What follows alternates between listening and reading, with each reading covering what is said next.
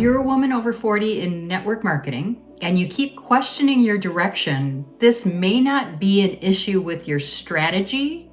It might be a staying power issue.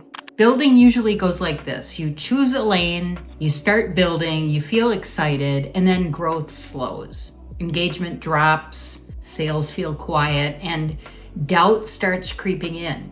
And you start asking yourself, should I change my message? Should I pivot or try something new? And that loop is expensive. I've seen this pattern a lot and I've lived it more than I want to admit. Let's see if you can relate here. You commit, you do the work, but it doesn't take off fast, so you assume it's wrong, and then you adjust. You choose a new angle, a new focus, a new direction, and it feels like the responsible thing to do, but every pivot resets your credibility, and credibility is built through repetition. And of course, repetition requires staying power. I've done this too. There have been many times over the years where my growth felt slow. My email wasn't growing, my email list wasn't growing fast, the numbers weren't impressive, engagement sparse, and I remember thinking, maybe I picked the wrong lane. Maybe I should shift before I waste more time. And it wasn't panic, it was just this quiet doubt,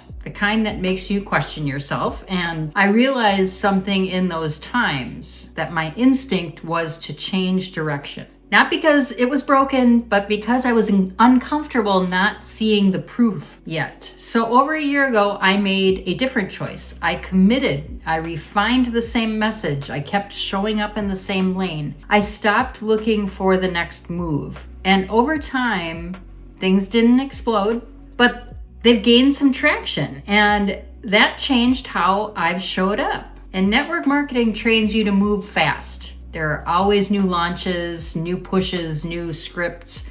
So when things slow down, you assume you need something new. But sometimes nothing's wrong. You just haven't let it mature yet. And midlife women feel this deeply. You have instincts, you have experience, but you've been trained to defer to someone ahead of you. So when doubt shows up, you assume you chose wrong.